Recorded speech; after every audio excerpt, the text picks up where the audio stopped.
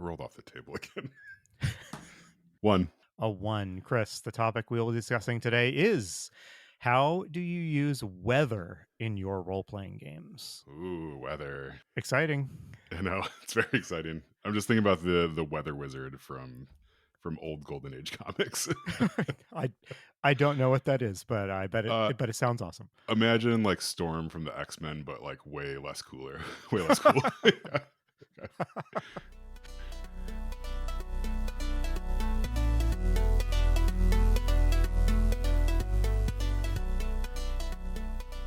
Hello, and welcome to Roll for Topic, a roundtable discussion about topics related to running role-playing games. I'm Chris Salzman. And I'm Andy Rao. Yeah, so that's a really good topic, and I super want to talk about it. But before we get into that, Andy, I played a game a couple days ago that I really wanted to tell you about. So I played this Okay. with friend of the podcast, Toby, and then another friend who's been he came to the con, Andy Jones. We got together. We played this game called The Skeletons. So this is by Okay. Bully Pulpit Games. So you would know them from Fiasco if you've ever played Yes, that before. Bully Yes. Pulpit sounds familiar, and I know Yeah. Fiasco. Yeah, so Fiasco, and I think they've done a handful of other games that people know. Yeah, so this the Skeletons is a game in which you play a number of skeletons that are guarding a sarcophagus. So you're playing sort of like the dungeon denizens, if you will. Oh, fun. Yeah. So the way the game ends up being played is that so your skeletons, you are not animated unless heroes enter to try to like do something with the sarcophagus inside the room. And then when they show up, you awaken. But Okay. it's a narrative focused game. So like when you wake up, you answer questions about like who you were in the past and like Oh, like fun. yeah, how you interact with each other and like all this sort of stuff. Like so these really like evocative questions that you're answering, and then you also get to describe like how you murder these heroes or otherwise ally yourself with them. It was an absolutely fascinating game. I loved it. It does a couple things like super well. I think the character sheets are really great. Like you get like there's a bunch of pre-gens in there that have drawings of skeletons on them as well. And you sort of modify them, like you just do sketches on top of the skeletons as Oh, you're kind of going through the game. So like things will happen where like I don't know, like you lose capacity for part of your bones or whatever, so you can sure. like cross out. There was a very memorable moment in which a number of like spiders came and infiltrated our tomb, and we decided that we befriended the spiders. So then we all drove like little spiders hanging out inside our rib cages and stuff like Oh, that. Yeah, which was just the worst, just very awful. yes. But I think the thing that really struck me the most out of it is that in between sort of adventurers coming to raid the tomb, you so you go back to sleep, and like in the game you roll a die or you decide how long it's going to be between like adventuring parties coming in there. Okay. So like is it a month, is it a week, is it centuries, is it a Yeah. millennia, like that. And then depending on what you decide there or what you roll, you then sit in silence for like a long amount of time based on what you've Huh. chosen. So if it's a month, you sit in silence for like a minute or something like that. If it's centuries, you sit in silence for 3 minutes.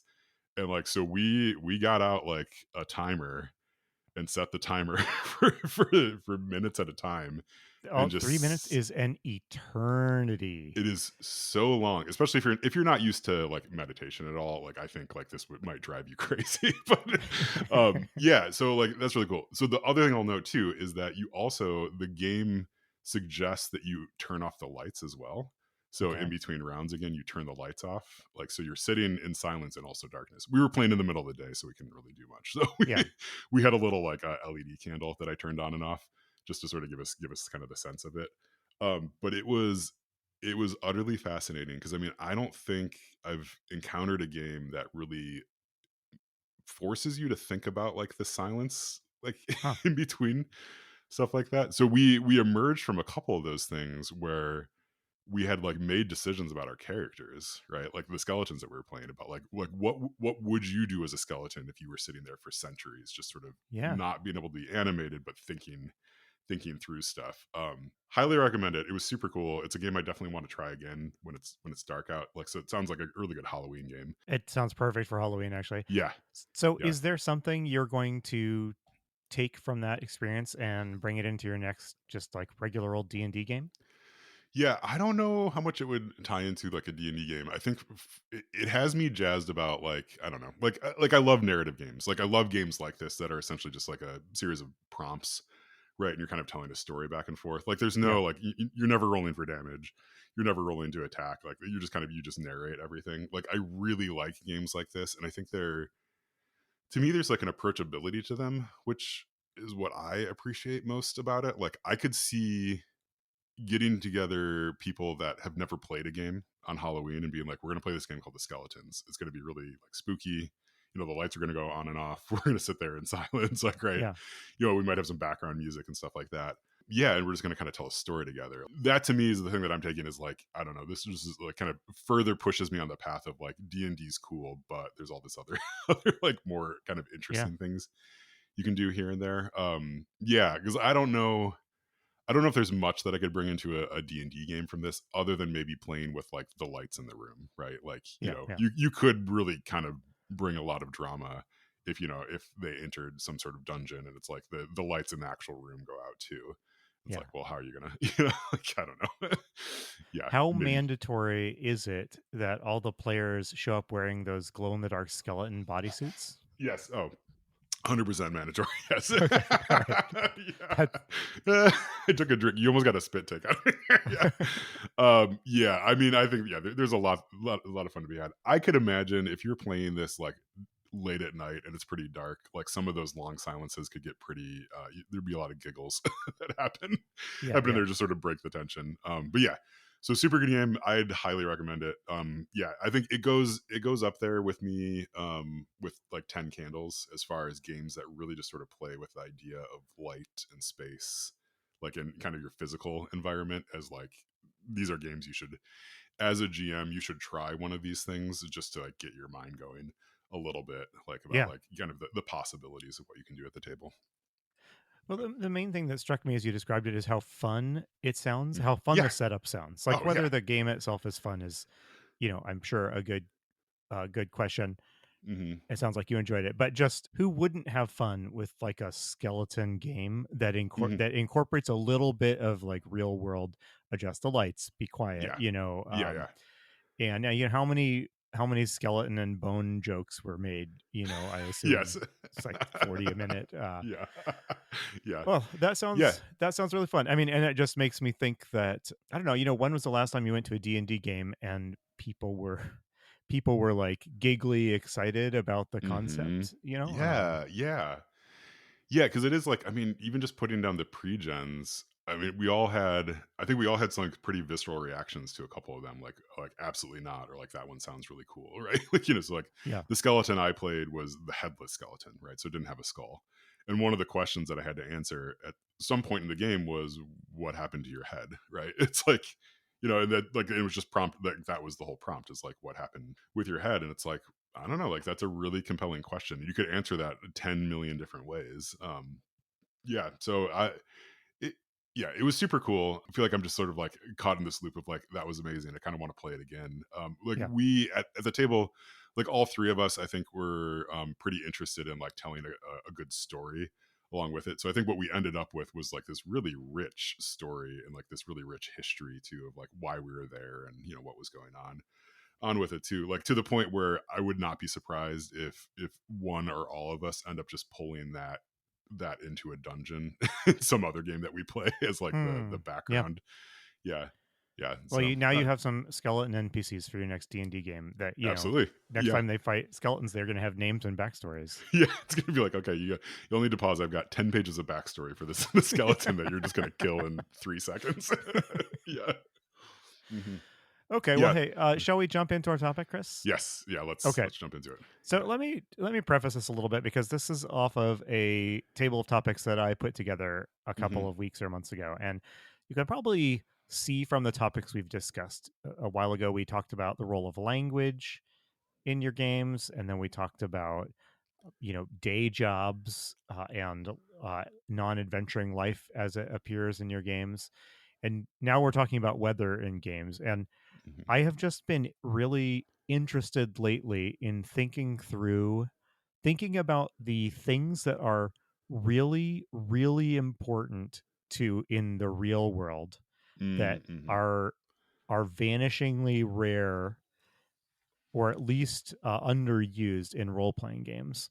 And mhm. it's not because I think that games will always be improved by adding all this real world stuff into them. I understand why a lot of this stuff doesn't get coverage in your typical D&D game, because it doesn't positively answer the question of, does this add to the fun. And the reason I put weather on here is I talk about the weather to somebody every day, Yes. right? I mean, the Yeah. weather is a factor in a decision or a conversation every single day. I'm not saying I've never used weather, and we can talk about how we have used weather in our games, Mhm. but it's just so inversely present in D&D compared to how much it affects the decisions you make in real life. That Yeah. just it makes me wonder. Obviously, maybe weather just is hard to make fun, but I wonder Mhm, if we are missing an opportunity to like find the fun in weather and bring it into mhm. D&D. Do you have any general thoughts about that?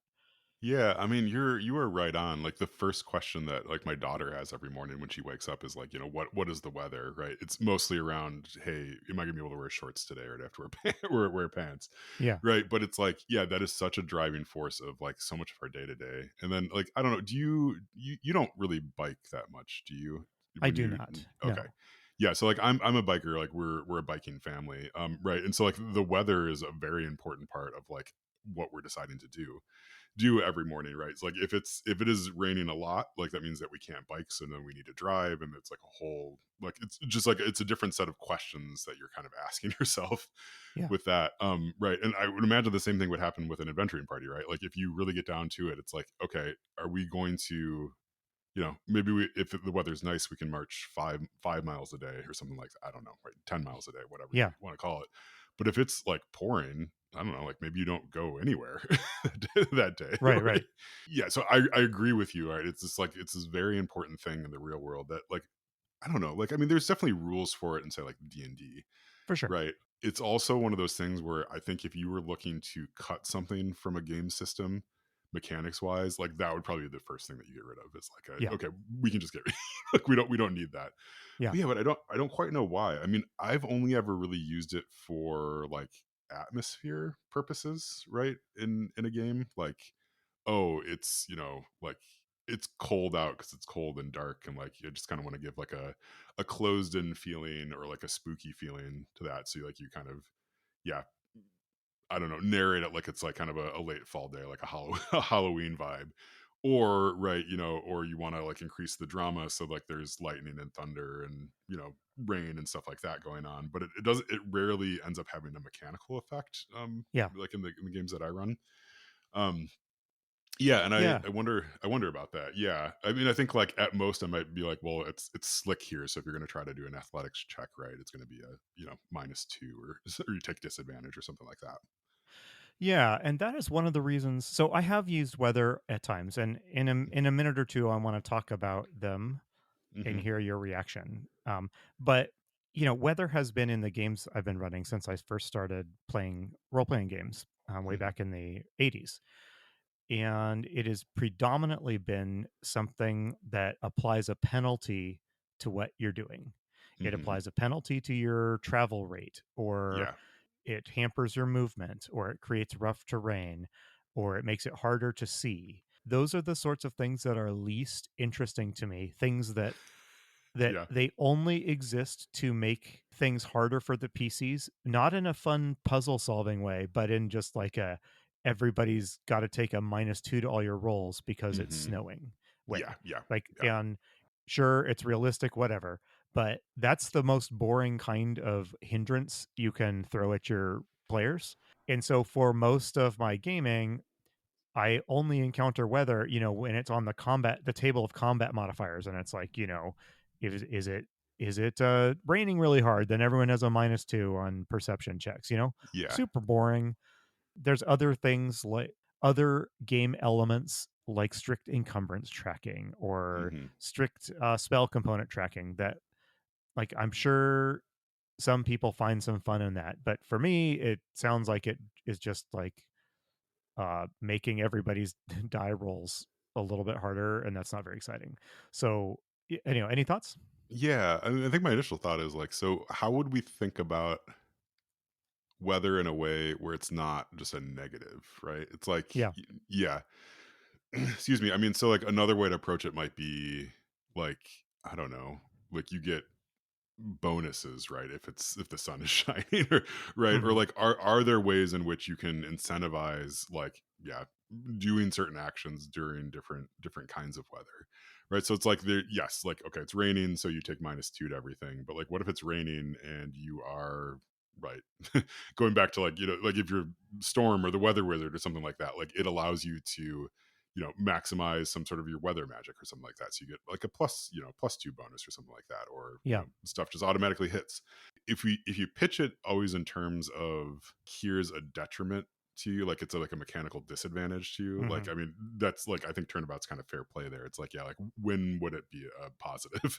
Is it only a positive if you roll on the weather table and you get sunshine and 70 degrees?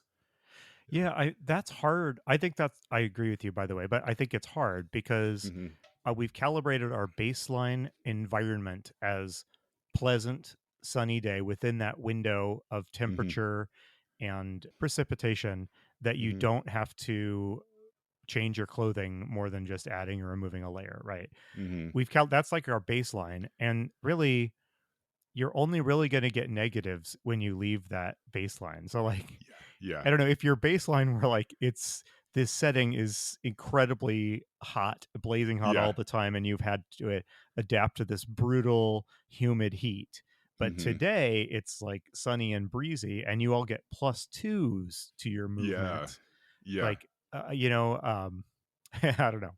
I was gonna Yeah. say so. I'll talk about the last time I used weather in a game, and Mhm. it's where the seed was planted, and like, what can I do with this a little bit better?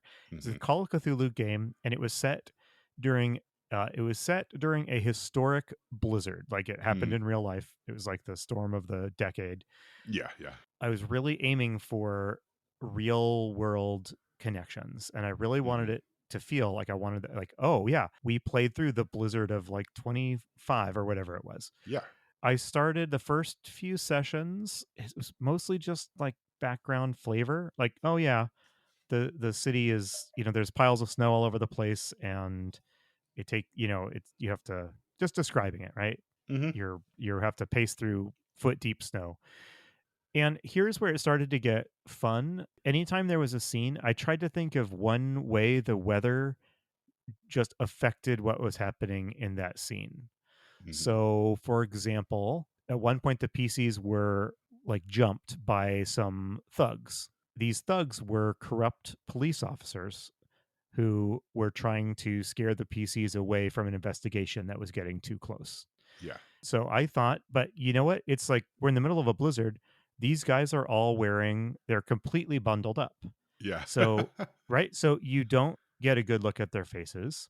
And the PCs Mm. have been in and out of the police station. And part of this is a published adventure. And part of, there's supposed to be a chance for them, to recognize, oh, hey, you are, the next time they're visiting the detective in the police station, they're supposed to look over and see some cops in the lounge and realize, oh, hey, it was those guys that jumped us.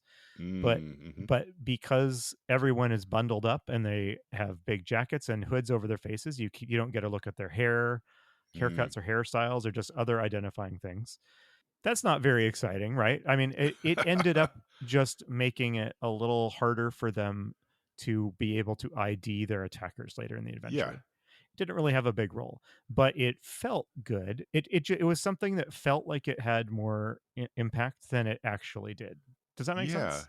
No, it makes a ton of sense. Yeah, because I mean, I think it allows the players to sort of like get I think a better sense of what's happening, right? Because you can imagine like what that would be like, right? Of like trying to fight someone who's bundled up in a snowsuit or whatever, right? Like, and that's just it's different, right? It's different for one. Yeah, and then you have that added like okay, but if you really want to get a good look at who these people were, you have to rip off their scarf or something like that at some Yeah, point. yeah, Yeah. Yeah, and then they're gonna know. Like they'll know more so than they would have if they had just been jumping you at at night on a normal yeah. day. Yeah. So so that might be a place to start, just like as GM Hmm. in any like kind of set piece scene. Ask like see if you can provide one detail about the scene that is different because Hmm. of the weather that it happens to be today. Hmm. But Obviously that puts all the work on the GM, and you and I both love games where players are invited to give input. So Yeah. I also think in games like Fate and various other games, like a scene will often have these tags associated with it Yes. Yeah. that invite the players to engage with it. So like in Fate, if the scene is tagged like worst blizzard of the decade, the players will have a mechanical incentive to incorporate that into like their action. Like they can get a bonus if what they're Hmm. doing leverages that tag. And so Yeah. even if you're not playing Fate or something like that, I wonder if you could consider some sort of like, by the way, all day today, it is super foggy. And Hmm. I'm just going to write the word foggy on a post-it note and stick it on the GM screen here. If you can, anytime you try something and you rope in the foggy characteristic, will get you something extra. Yeah. Oh, that is smart. I mean, I like that a lot because I think that's where you'll get some sort of creative, creative answers from people. Like, especially, I mean, I keep on coming back and thinking about like people that have spells, right? Spellcasters and magic users and stuff like that. Like, they are going to find some fun ways to do that, or like rogues, thieves, right? Like, they might use the fog to their advantage to Hmm. like hide a little bit better, right? But you're just really giving them a tool to do that. That isn't just like hey, yeah, everybody take -2 to everything everything Yeah. going forward. That all makes a lot of sense. I'm thinking about so the game I'm playing that Matt Wilson is running. We just finished up kind of like a big set piece battle at the end of one of the chapters, and like he used weather really well to like set the stage Hmm. of like, yeah, the like what was going on, right? So like we essentially got up to like Frankenstein's laboratory, right? Like Hmm. aligning a lot of the details here, right? So there was lightning that the sorcerer was causing to happen, and like yeah, there's rain and stuff like that, and like lots of like really dramatic stuff was just happening in the environment around us, in addition to just the fight that was happening. And it was super atmospheric. I mean, there was just like so much happening and so much going on in that scene, like, and it felt very cinematic. And I think that's like that's what he's going for a lot of times with some of his set pieces.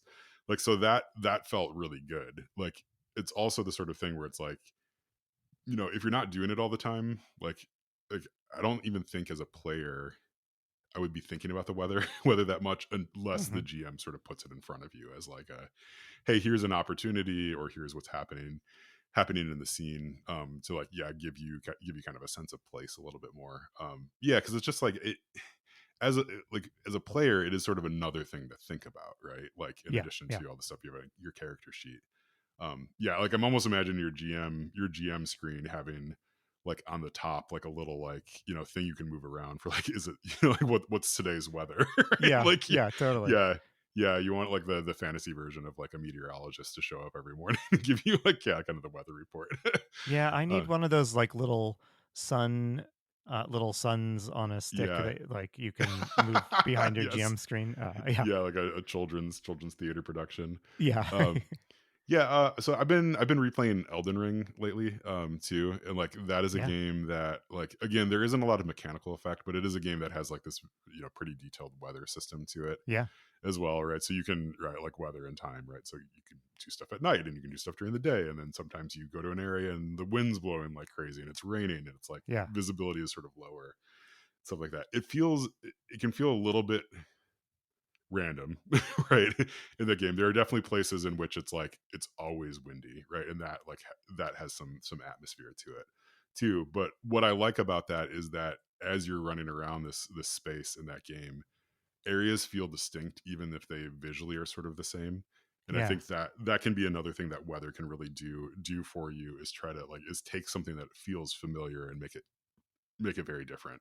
Yeah. So I'm thinking in the real world, in my life. So like, I don't know, like the like once in a lifetime blizzard that I remember was, I think it was the blizzard of 2007, maybe 2008. I think it was 2007. I was down in Indiana, living in Okay. Indiana at the time.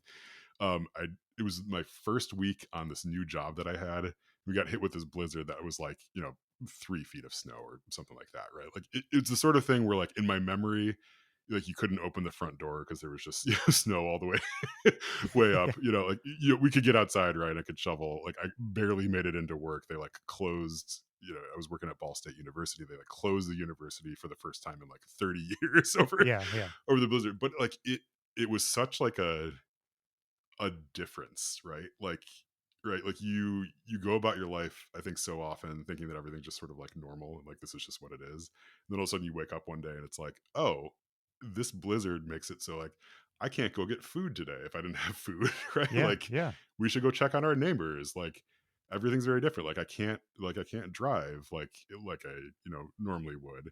Like there's all this stuff. I mean, like, and so like yeah, I mean, you can think about thinking about like throwing that on your players. I think could be really fun. Of like, okay, what are you going to do in this big blizzard?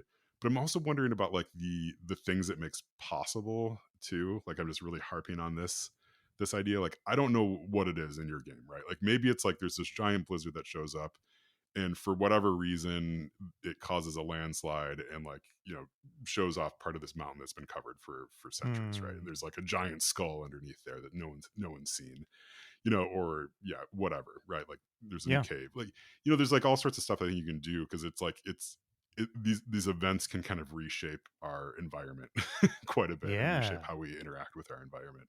So like, yeah, why not lean into that, right? An earthquake can happen, and then all of a sudden, right, there's a big fissure there. Like, what's in that fissure? Right? Like, you gonna go in there?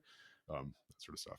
wouldn't it be fun to have a second version of a location mapped out in your head so that Mm-hmm. if you do roll the earthquake or the Yes. mudslide thing, the terrain is Yeah. totally different? It might be radically different than what it was before. Even in Yeah. video games, that do this fairly minimally, like, a lot of these open world games have weather systems in them, and Mm-hmm. if you play Red Dead Redemption 2, going into a town or something, this is a radically different aesthetic experience when it's pouring rain than when Mm-hmm. it's sunny. It's like the same location, but it feels like a brand new place ready to be explored in a different Yeah. way.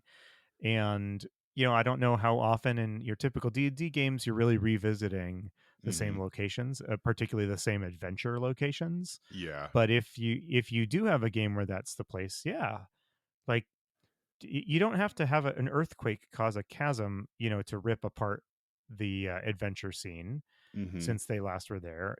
All you maybe it just rained really hard and now it's muddy, or there's black ice everywhere because it froze Mm-hmm. overnight or something. Yeah, or everybody's basement's flooded, and it turns out there's a whole like underground river system that Oh like my gosh, it too yeah. soon, too I soon. know, right? Sorry, Yeah, yeah, I know. We're both yeah, we're both sort of dealing with that right now. But like, yeah, but I mean, like, I don't know, yeah, there's all sorts of stuff you could do with that, and like, I mean, even just right, like we've been talking super long, but you can kind of just spitball some ideas that like just give you a little bit to grab onto, and then I think your players appreciate that yeah, too quite a bit. Like, I mean, like you were saying with your Call of Cthulhu game, right? Like just having like it's snowing and like thinking that through a little bit just gives them so much more to yeah. interact with. Yeah. There's one other thing that came to mind, and that is that in the real world, weather is one of a small number of things that socially can be used to create a connection with somebody else that Mm-hmm. you don't know. When you meet someone for the first time, or a new coworker, or on break at work or something, and you're chatting with people you don't know really well, how do you ease into that conversation, right? Like, there's Mm-hmm. probably a 70% chance someone says something about the weather, and then you Yes. all Yeah. you all agree, you share Mm-hmm. anecdotes, and it makes me think in role playing games where you are interacting with the townspeople and the blacksmith and the town mayor who Yeah. needs your help. I'm sure in a lot of games people don't really go into the detail of how are you starting up this conversation with the mayor? Like, what's the conversational approach you're taking to introduce yourself and to set him at ease and to get a good conversational flow going? Mm-hmm. But I guarantee your adventures are probably mentioning the weather, right? Mm-hmm. Or the Yeah. mayor is mentioning the weather to the adventurers. So Yeah. I don't know what that means exactly, but the weather is not. It's more than just what is the effect it has on the actions I want to take. Mm-hmm. It's something that, because it's on everybody's mind and it's sort of this universal experience. It's a social thing, right? Or it has a social component. Yeah, it has a huge social component. Yeah, it's interesting. Like like my work. I've been working remotely for companies for I don't know, like a decade plus, at this point, and it's even though like it is oftentimes not a shared experience among the people that I'm talking to, it still comes up all the time, right? It's like Mm, like even it's like we're in totally different areas of the country, we're still talking about the weather, and it's even then it's like like the lines of like, oh, like we just got a storm yesterday, and like, oh, now we're getting that storm, right? Like yeah. I don't know enough to know if any of those things are actually connected, but like we do like finding patterns as a as a people, right? But it's like, yeah, I mean, of course you would be talking about that, especially if it's like an agrarian society, right? They're going to be talking about like how much rainfall they got every single day, every hour of Yeah. every day. Yeah.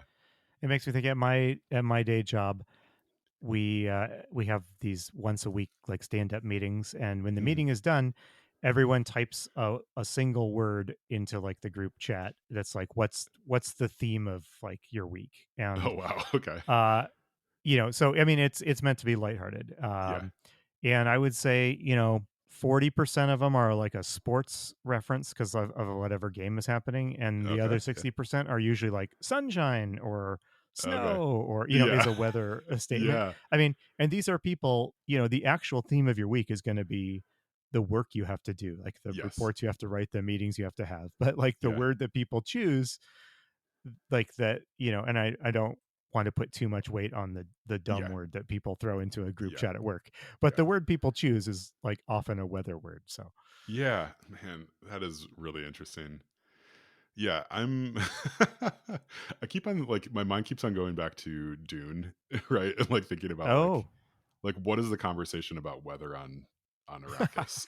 Like yeah, cuz like, it's they probably have, right? Like I mean, there's that like thing about like, like whatever, like Eskimos have a million words for the word yes. snow, right? But Hmm. like I don't know, we also have different words for the word snow, and like we have different words for like rain and things like that. Like yeah, so in Arrakis it's like how many different ways do they have to talk about like sandstorms and like Yeah, how yeah, how totally. hot and dry it is, right? Like like we might say like it's humid out, something like that, but for them the difference of like 1% humidity and 0.5% humidity is like life and death. So it's like they Yeah. would have probably a lot of like nuance to those conversations and stuff. Yeah, it's like Oh, totally. Yeah. yeah, I mean, so you could again, like with all these things, you could go overboard and really kind of map out like, okay, so you're traveling to this town, and like maybe for whatever reason the mayor does not want to talk about the weather at all. So like if you bring that up, it's like a bad thing. Or like you go to this other town and it's like the mayor only wants to talk about that. So like, and we'll only talk in metaphors that sort of relate back to the weather too. So Mm, it's like, yeah. like you approach him and he's like, oh, sure, we're getting a lot of rain today. And like what he means is like, we have this terrible bandit problem. Please solve it for us. Cause he's like, I need an umbrella. You're like, well, we can be your umbrella, right? I don't know. Like, right, Yeah. you can get kind of silly with it too. But I mean, I think there's definitely something to that of like the how do we converse? What are the metaphors we're using for conversing as well? Yeah. So yeah. I Yeah. my life got a little bit sadder the day I read about the Eskimo myth, and Yeah. they have a Yes. lot of words, but ev- like you said, every language has a lot of words for like Yes. most Yeah. concepts. So Yeah, right. It's like I don't know. It's just one of those things where it's yeah, like how can we other these people even more? Yeah, it's really what it comes down to. But yeah. Okay. All right. Well, okay, we well, should hey, wrap it this up. was a Yeah. yeah, this was a really Yeah. fun conversation, Yeah. Chris. Thank you. Thanks. Thank you for this topic. This is a good one. Yeah. All right. Well, we've been Roll for Topic. Our sister show, the Splat Book with John Corey, with Jess, and with Ben is great. They, I think they just yeah, when you're listening to this, they will have just released another episode with I think with a game designer. John has not quite told us what that is yet, but I'm looking forward to listening to that one. Yeah, You can also go listen to Zombie Strains with Andy and John as well. I just finished listening to an episode. I cannot even remember the name of it. It was like zombies, like Hollywood zombies or zombies on zombies on Broadway. Broadway. Yeah, Yeah, it sounded truly terrible. So but in a yeah, good way. Like, let me clarify. oh, and a good yeah, okay. Yeah, I don't know. Yeah, so Zombie Strands is great. Andy and John are doing such a good job kind of exploring the zombie genre and yeah, taking one for the team because I will not watch most of these movies. that's But kind of you to say. Yeah, I think yeah. by the time this episode airs, the most recent Zombie Strange episodes will be Abbott and Costello Meet Frankenstein. So our Yes. our Yeah, I producer heard, got yeah. annoyed at the low quality of Zombies on Broadway and Yeah. insisted on showing us at good And horror comedy. So yeah, that's good. Well, I hope it's good. Yeah, because I know yeah, he yeah, loves yeah. Abbott and Costello. All right. Well, I think that does it for us. I've been Chris Salzman. I've been Andy Rowe. And remember, if your player's having fun, you're a great GM.